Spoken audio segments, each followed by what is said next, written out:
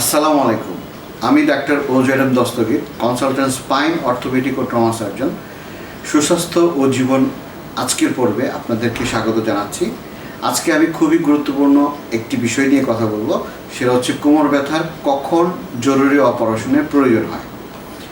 যে বিষয়টি আমাদের সবার অজানা সেটি হচ্ছে যখন আমরা সবাই জানি যে আমাদের মেরুদণ্ডের যখন নাকি প্রোলাপস ইন্টারভার্টিব্রাল ডিস্ক, যেটা দুই হাড়ের মাঝখানে ভার্টিব্রাল মাঝখানে যে ডিস্ক থাকে, ডিস্কটি যখন পিছনের দিকে সরে স্পাইনাল কর্ডে প্রেশার দেয় এবং এই প্রেশারের কারণে যে সিনড্রোমের দেখা দেয়, যেটাকে আমরা বলি কর্ড আইকোনা সিনড্রোম।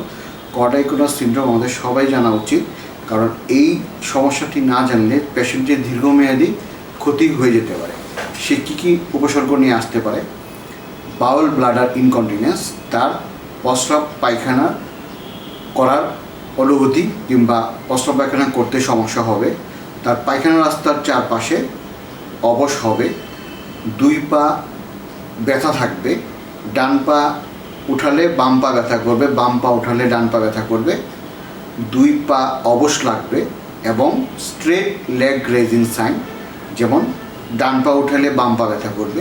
তো এই সমস্ত উপসর্গ যখন একসাথে যখন বলি আমরা কর্ড আইকোনা সিনড্রোম।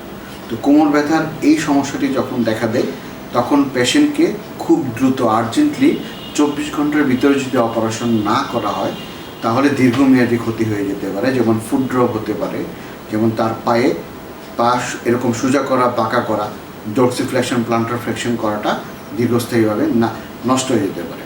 তো সুতরাং আমি সবাইকে বলবো যে যখন কোমর ব্যথা দীর্ঘস্থায়ী হয় এবং এই কোমর ব্যথার কারণে যে পাঁচটি বললাম, আমি আবারও বলছি যে কোমর ব্যথার সাথে যদি দুই পা দুর্বল থাকে, প্রস্রাব পায়খানা করতে অসুবিধা হয়, পায়খানা রাস্তার চারপাশে যদি অবশ লাগে, দুই পায়ে যদি ব্যথা ছড়িয়ে যায়, ডান পা উঠালে যদি বাম পা ব্যথা করে কিংবা বাম পা উঠালে যদি ডান পা ব্যথা করে, এই সমস্ত উপসর্গ যদি থাকে এগুলোকে আমরা সাধারণত কর্ড আইকোনা সিনড্রোম নিই। এবং সাথে সাথে আপনাকে জরুরি ভিত্তিতে যারা আমরা স্পাইন নিয়ে কাজ করি, স্পাইন সার্জনের কাছে এসে আপনার সংশ্লিষ্ট রোগটিকে আমরা কনফার্ম করে এক্স রে, এমআরআইয়ের মাধ্যমে এবং ক্লিনিক্যালি আপনাকে কনফার্ম করে জরুরি ভিত্তিতে আমরা যেটাকে বলি ফেনেস্ট্রেশন ডিস্কেক্টমি এবং প্রয়োজনীয় ক্ষেত্রে আমরা ট্রান্সফোরামিনাল ইন্টারভার্টিব্রাল ইন্টারবডি ফিউশন টিলিভ করে থাকি এবং প্রয়োজন ক্ষেত্রে সংশ্লিষ্ট রোগীর ক্ষেত্রে যে অপারেশনটি প্রয়োজন সেই অপারেশনটি জরুরি ভিত্তিতে করার মাধ্যমে রোগীকে আমরা দ্রুত সুস্থ করে ফেলতে পারি। আজকের মতো এখানে ধন্যবাদ। ভবিষ্যতে কোনো অনুষ্ঠানে দেখা হবে। সবার সুস্থ মেরুদণ্ডের প্রত্যাশায়। আসসালামু আলাইকুম।